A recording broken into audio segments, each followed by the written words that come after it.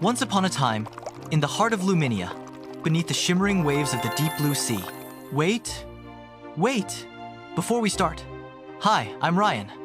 Let me tell you this magical love story about a merwoman named Ariel. In the heart of this world lived a mermaid named Ariel. Isn't she lovely? Ariel was unlike any mermaid in the sea. She spent her days singing sweet songs to the sea animals. Her voice carried a secret power, a magic so pure it could heal, enchant, and restore. Ariel's voice was the heart of the sea, teaching seahorses to dance, turtles to spin, and filling the ocean with laughter and joy. Wherever she swam, the ocean seemed to dance with her. Every creature adored her song. Yet, in her heart, Ariel longed for something more, something beyond the shore. In her secret grotto, Ariel collected every fragment of the human world she could find. Each treasure was a piece of the life she longed for. This is her home, far beneath the waves, a magical world of coral palaces and glittering fish. She resides with her sisters Macy, Stacy, Gracie, and Daisy. In the magical world beneath the waves, mermaids do not need words. They speak to each other with their minds, their thoughts flowing like songs carried by the sea. Yet, they love nothing more but to get their hair loose and ride along the waves. Despite their playful chaos, they always end up sticking together, their bond unbreakable in the vast ocean. This is their father, King Kronos of the underwater realm. His trident carries the true magic and power of the sea. So powerful, even the waves seem to move where he wants them to. His magical trident also senses when danger is nearby. Whenever the ship sailed above, filled with music and laughter, Ariel would rise quietly to the surface and gaze in wonder. From her hidden place, Ariel watched in wonder. The music swelled, the people twirled and laughed, their joy lighting up the night. Among the laughter and the dancing, there was one man who stood apart, Prince Albert. With a kind smile and eyes full of wonder, he carried himself with warmth and grace, never quite like the others. But the calm night did not last. Dark clouds gathered, winds howled, and the sea rose in fury. Lightning split the sky, and chaos swept across the deck. Prince Albert clung to the rail, but the waves struck harder, tearing him loose. He slipped and plunged into the dark, furious sea. Ariel wrapped her arms around the prince and pulled with all her might, guiding him to the shore. She sang a sweet melody. Each note seemed to soothe his spirit, as though her song itself was calling him back to life. With one last look at him, she dashed back into the sea, vanishing beneath the waves before he could open his eyes. Oh, I'm alive! Was that all just a fever dream? Time has passed since the meeting of the prince. Days drifted by. Her heart ached for the world beyond the waves.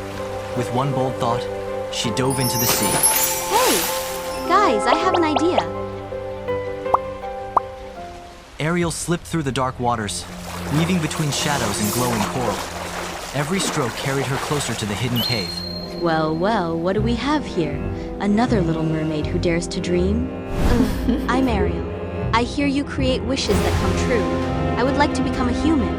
With such amusement, Ursula agrees. Yes, fine. We can make an offer.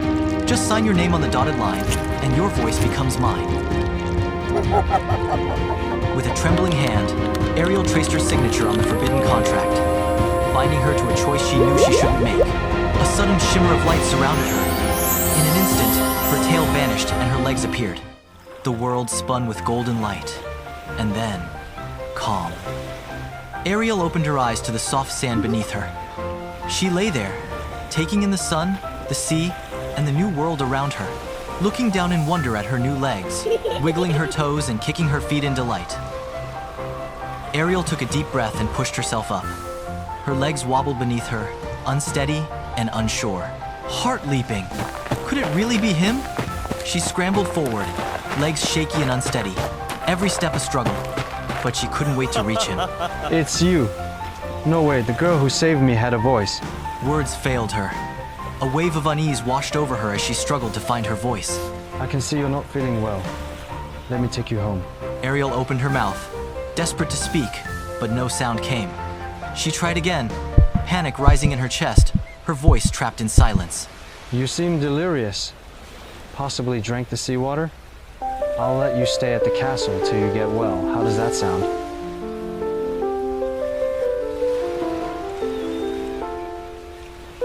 I'm guessing that's a yes? Let's go. You're in safe hands. Gently, the prince lifted Ariel into the little wooden rowboat. The water lapped softly against its sides as they set off, drifting beneath the moonlight, the world around them calm and shimmering. He paddled gently along the winding river, unable to look away. Ariel's hair caught the moonlight, her eyes sparkling with wonder, and every movement she made filled him with quiet awe. The boat drifted into a quiet bay, the castle rising majestically on the cliffs above. Hand in hand, they followed the path, each step carrying them closer to the glowing towers above. This is my home. Come in. Let's get some food in you, shall we? Inside the castle, the dining room glowed with warm light. Steam rose from platters piled high with food, filling the air with rich aromas. The fork is for eating with, darling. He nicknames Ariel Fork, as she seems to love them so much.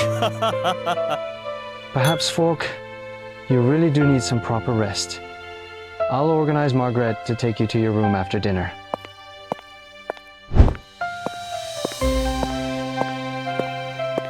Hello, madam. My name is Margaret. Let me show you to your room. Follow me, madam. To your left, there is the washroom. I have prepared your clothing in the wardrobe. Rest well, madam, and we shall see you tomorrow morning. Meanwhile, back in Ursula's camp, she is excited to check how her plans with Ariel is unfolding. But as Ursula peered deeper into the orb, something had changed her carefully. Laid plans ruined. What clever trick could she weave next with the power of the glowing orb? Ariel giggled as she twirled a silver fork through her hair, getting ready for the day. Good morning, madam. Prince Albert is waiting for you downstairs. Come with me. Good morning, Fork. Let me show you around to my world.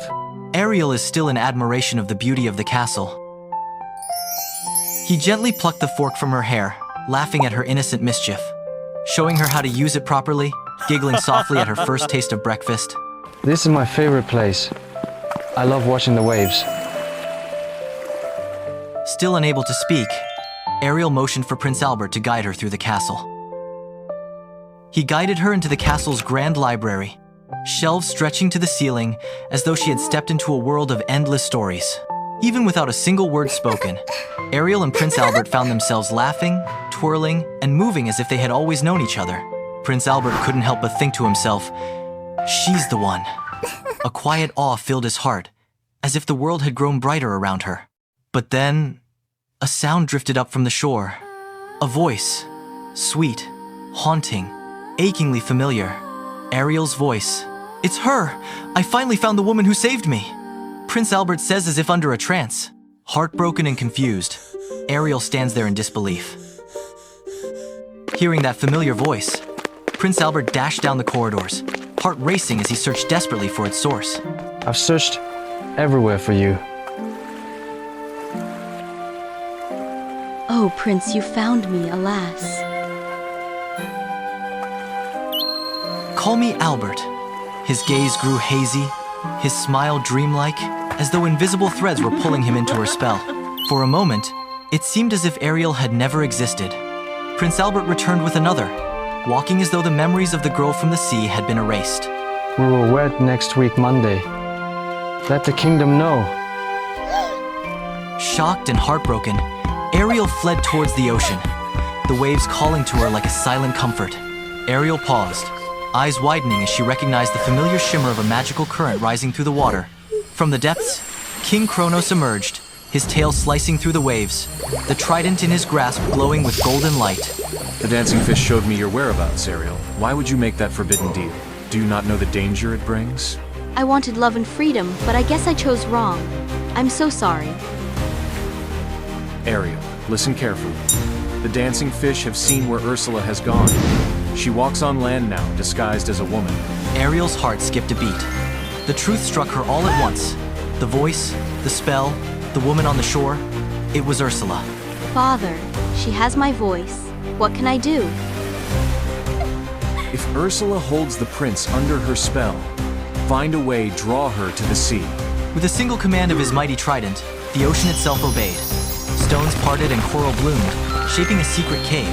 Then off he goes, back to the underwater realm. Hidden from the world, the cave shimmered with magic soft light, twinkling seashells, and a cozy mossy nook just for Ariel. Days passed, and Ariel sat in her glowing cave, collecting seashells and thinking of the prince. She imagined the moments when he would blink, shaking off Ursula's spell, and a hopeful smile spread across her face. Ariel's sister always made sure she ate properly, leaving little treats and snacks in the glowing cave to keep her strong and happy. Meanwhile, back in the castle, Madam, your fine jewelry arrived from France as commanded. the plan is coming along nicely. She smirks to herself. Leave them on my bed. I hope my couture arrived too. Everything must be just perfect. A shiver ran down Prince Albert's spine, and for the first time in days, he felt a deep unease. Every word Ursula spoke seemed to grate on him more and more. Her laughter, her chatter about jewels, and fine gowns filled the terrace air. But all he could feel was a tightening in his chest. Every polite smile felt heavier than the last. Every step beside her, a reminder of the voice that haunted him.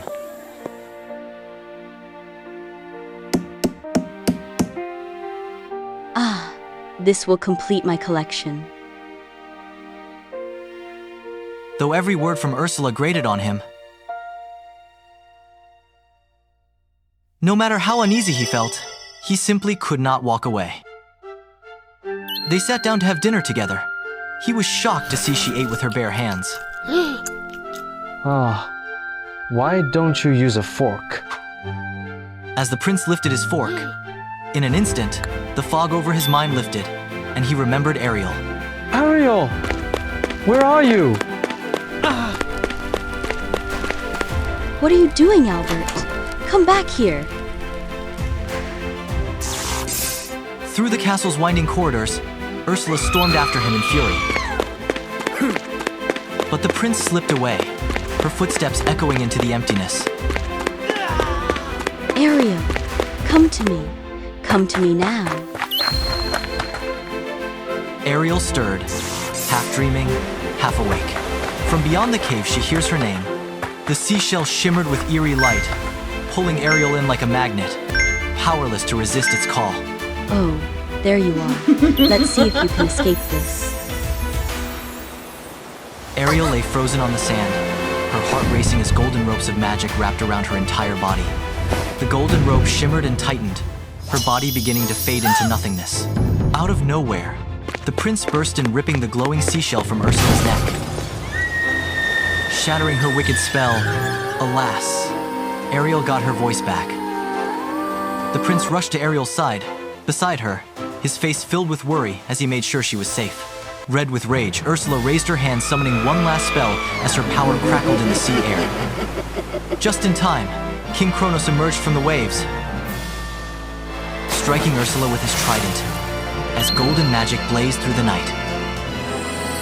The magic hit Ursula, and with a cry, she transformed back into the sea creature she truly was, retreating back into her underwater lair, deep into the pits of the ocean. Sinking back onto her throne with a sullen, bitter sigh.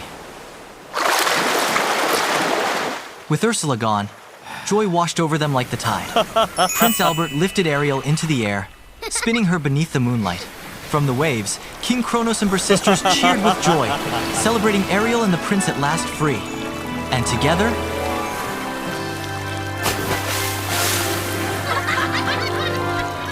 even with all the magic in the world, true hearts see what really matters, and love and kindness always shine through.